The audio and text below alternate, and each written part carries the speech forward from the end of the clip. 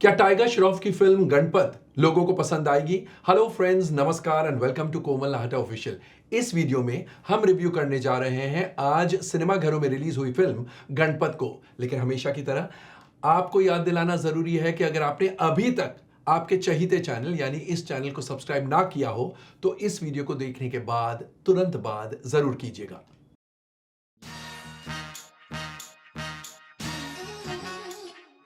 गणपत कहानी है अमीरों और गरीबों की। ये एक डिस्टोपियन वर्ल्ड की कहानी है। डिस्टोपियन वर्ल्ड यानी जहां पर एक सेक्शन ऑफ सोसाइटी पर बहुत अत्याचार, बहुत एक्सप्लॉइट किया जा रहा है उन्हें, वो हो रहा है, और दूसरा सेक्शन ऑफ सोसाइटी बहुत अमीर है।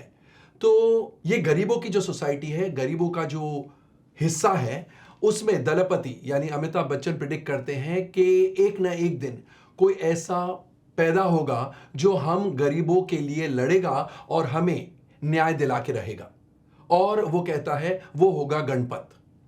खैर, अमीरों की सोसाइटी में गरीबों की सोसाइटी से बहुत अच्छे अच्छे फाइटर्स को पिकअप किया जाता है और फिर उन फाइटर्स के बॉक्सिंग मैचेस होते हैं जिनमें जॉन यानी जैद बाकरी जीतता है क्योंकि वो चीटिंग करता है।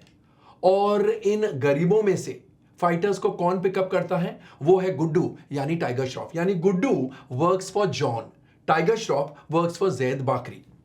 फिर एक दिन कुछ ऐसा हो जाता है तो जॉन खफा हो जाते हैं और कहते हैं कि गुड्डू को दफना दो, लेकिन गुड्डू वहां से भाग जाता है और गरीबों की दुनिया में आ जाता है।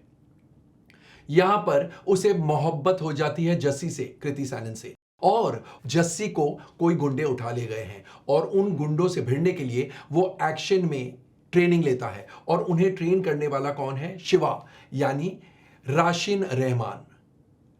ट्रेन होके फिर वो वापस अमीरों की सोसाइटी में चले जाता है।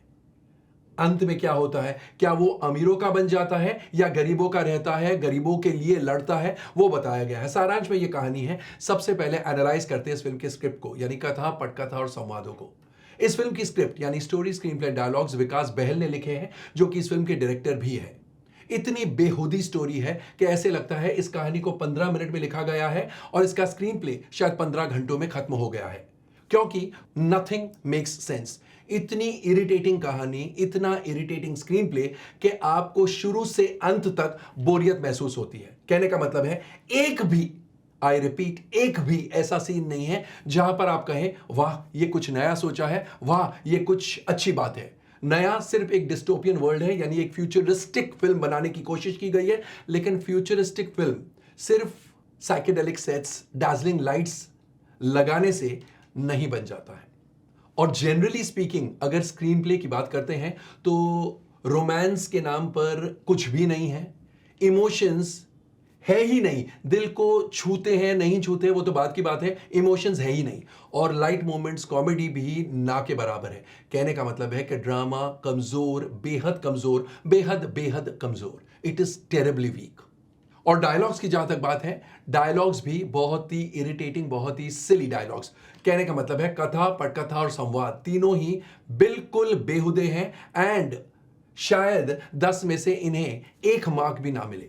यह तो ही बात स्क्रिप्ट की। अब एक नजर डालेंगे एक्टर्स के परफॉर्मेंसेस पर। दलपति की भूमिका में अमिताभ बच्चन का छोटा रोल है, लेकिन दुख होता है कि इतने बेहतरीन कलाकार को इस प्रकार की फिल्म और इस प्रकार के रोल में वेस्ट किया गया है। Amitabh Bachchan should actually refrain from doing this kind of cinema. Tiger Shroff फिर एक बार डांस और एक्शन से इंप्रेस करने की कोशिश करते हैं पब्लिक को, लेकिन पब्लिक समझती है कि एक्टिंग भी कोई चीज होती है। वो एक्टिंग चाहते हैं एक एक्टर से, और इस फिल्म में टाइगर श्रॉफ उन्हें भरपूर निराश करते हैं क्योंकि एक्टिंग के नाम पर उनका परफॉर्मेंस बहुत ही कमजोर है। कृति सैनन को करने के लिए कुछ खास नहीं है। In the role of Jassi she is just about average. John की भूमिका में जैद बाकरी बहुत ही ऑर्डिनरी है, और Rashin Rahman in the role of Shiva, वो क्या कर रहे हैं, क्यों कर रहे हैं, कुछ पता ही नहीं चलता है। गिरीश कुलकर्णी जो सीनियर बने हैं, उनका रोल तो एक जूनियर आर्टिस्ट की तरह है। नाम सीनियर देने से कुछ नहीं होता है, कुछ भी विशेष करने के लिए नहीं है, and he is another fine actor who has been wasted. And Jamil Khan in the role of Kaizad is okay. Elli Avram in the role of Dimple doesn't have much to do. Gauahar Khan in a special appearance in the role of Meera again कुछ है ही नहीं उनके पास करने के लिए। श्रुति मेनन जो कि शाइना बनी है, she is all right. Piyush Lalwani जो आफरान बने हैं, छोटा सा रोल है बट नथिंग कॉन्सिक्वेंशियल। ऑफकोर्स इनके अलावा बहुत सारे एक्टर्स हैं जिन्होंने बहुत ही ऑर्डिनरी सपोर्ट लैंड किया है।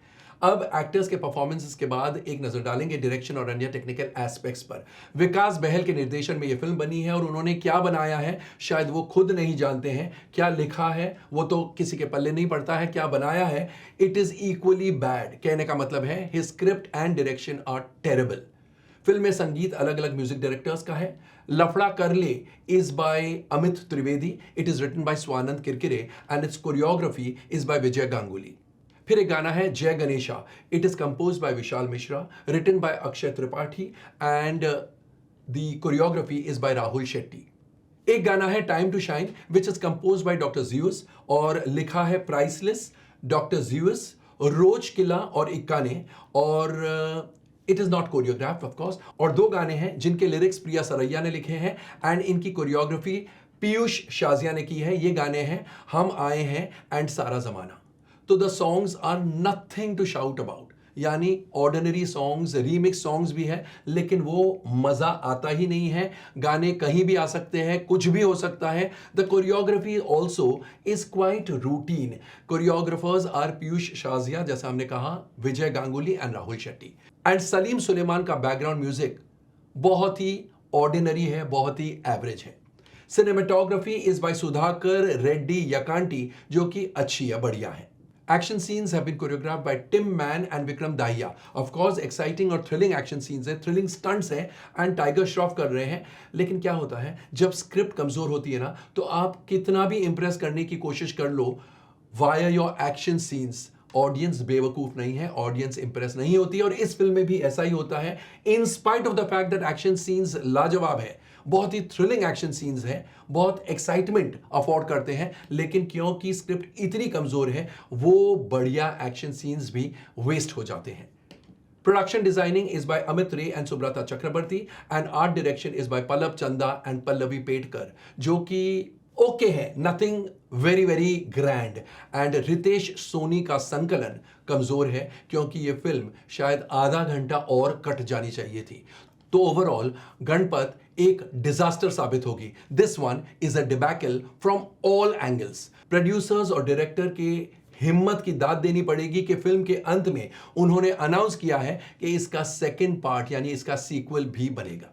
मैं यहां पर आपको बता दूं कि आज इस फिल्म की ओपनिंग कमजोर नहीं है, बेहद बेहद बेहद कमजोर है। तो दोस्तों कैसा लगा हमारा review of Ganpat? Comment section में जाइए और अपने कमेंट जरूर पोस्ट कीजिएगा। और अगर आपने भी ये फिल्म देखी है तो हमें यह भी बताइएगा कि आपको फिल्म कैसी लगी। थैंक यू, शुक्रिया, see you soon. Till then take very good care of yourselves.